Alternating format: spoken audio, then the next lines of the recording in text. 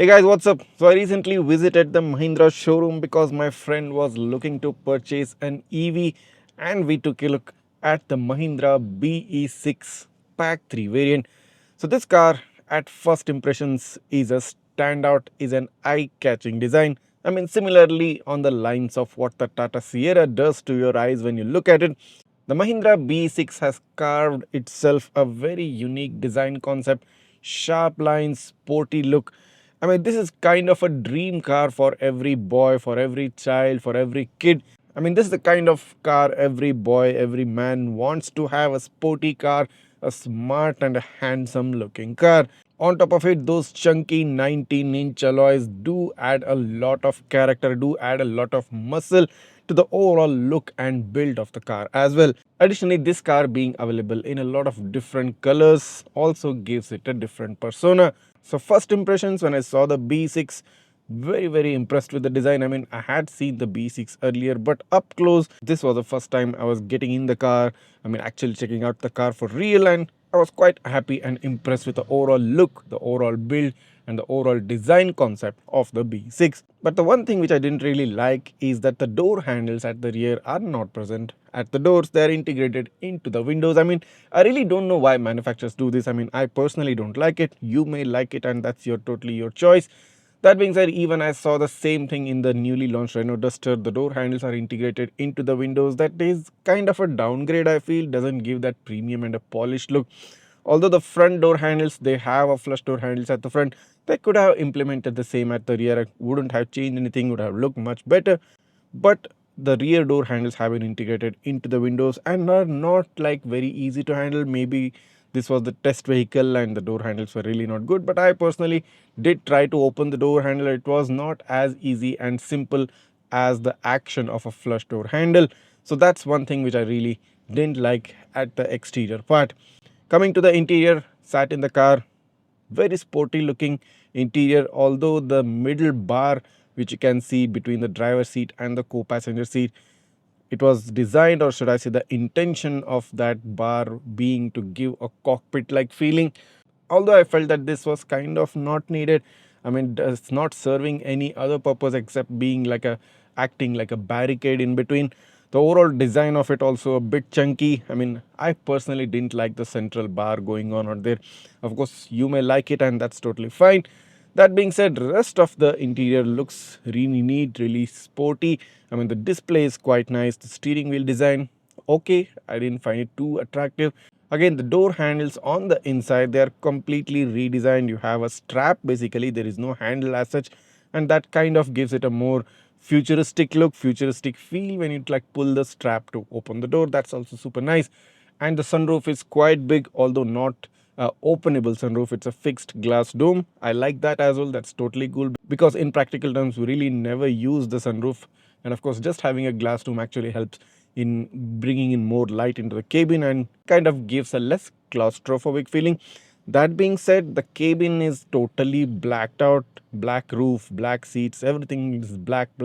On top of it, it has this coupe like design that's sliding in towards the rear. That makes the cabin look a bit more cramped than it's actually supposed to be. The E-shifter in the middle is also quite nice, well designed. You also have a circular rotatory knob near your armrest, so that's also quite good. You have 4 different buttons surrounding it, one for the AC, one for the drive modes and other stuff. So that's also quite nice. And the UI, the graphics, the colors, the display quality, everything is top notch. No complaints again. That's even it has got a memory function with multiple memory mode. You have power driver seat and everything else. That's super nice. So before I talk a bit more, here's something which you need to know if you're looking to buy yourself a new car. Redtiger has launched their new camera, the upgraded Redtiger F17, which now gets a Sony Starvis-2 sensor. Yes, this camera is a 3-channel setup shooting a front 4K resolution, cabin full HD resolution and a rear camera also shooting a full HD resolution. This camera also gets a 5.8 GHz Wi-Fi fast network and also gets infrared lights for night vision. So this is one of the best and the most value for money triple channel dash cams, now currently available at a price of less than 16,000 rupees. And if you're interested in grabbing this camera for your next car, for your new car, go ahead, check the description. I've provided you a link right down below. Click on it and buy yourself a brand new Redtiger F17 before somebody else does. Sitting at the rear seat, and that's where I started to feel a bit more difference because I've been sitting in the Kia Seltos and I have a sufficient headroom even at the rear because it has a flat roof, or should I straighter roof. In the B6 it has a coupe like design, so it slants down, so you start to feel the loss of headspace at the rear. And if you jump the car over a pothole or a ditch or something like that and your body jumps a little bit, your head will hit the roof of the car. It's that close. That's where I actually felt that this car doesn't fit into the bill of a family car. As a sports car, as a person who likes to drive some sporty looking cars, some sporty performance cars, this fits the bill perfectly. But for multiple people or for kids or for elders who are traveling, this might not suit the bill. That being said, taking a look at the boot space, the boot space is quite good enough. I mean, it is a very deep boot, but not a tall boot. Again, the same factor comes in. It has this sloping design at the back, so you really cannot keep luggage that is tall. Everything you have to flatten out and make it in a spread it out in a more broader way. You really cannot extend the height because the glass is going to hit that, and having multiple people with multiple luggage bags, it's not going to fit in very ideally is what I felt. Although from the rear this car looks super huge, super bulky, and even the boot space actually looks much bigger from the outside, but when you actually open it and see it, the sloping glass creates this obstruction there where it limits the capability to fill in the boot to the brim, or should I say very less area in terms of height and very broad area in terms of like width. I mean, that's the one area I think the boot space actually is limited and not as broad and as like bulky looking when you see it from the car, when you see the car from the outside. Taking the test drive of this car, absolutely flawless. I mean, what can you expect from an EV car? As soon as you press that accelerator pedal, I mean, especially if the car is in a sport mode, you know what they say about Fevicol, ये फेविकॉल का जोड़ है छूटेगा नहीं, something like that. Your body gets stuck on the seat. I mean, no matter where you're sitting, even on the rear seat, when you press that pedal, you cannot move anywhere else. You get pulled in into your seats because that's the kind of instant acceleration this car provides. I mean, I drove it in all the different driving modes. That is a range mode, default mode, sport mode, and there's probably one more mode. The range mode actually brought down the performance a bit, so that's quite logical.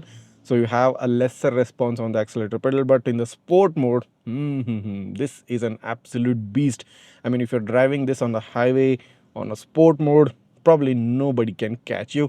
For speed demons, for those who love to ride cars, who love to drive cars in a high speed way, who like to have some sporty experience, I mean, I wouldn't recommend crossing the speed limits. This B6 might just suit your needs.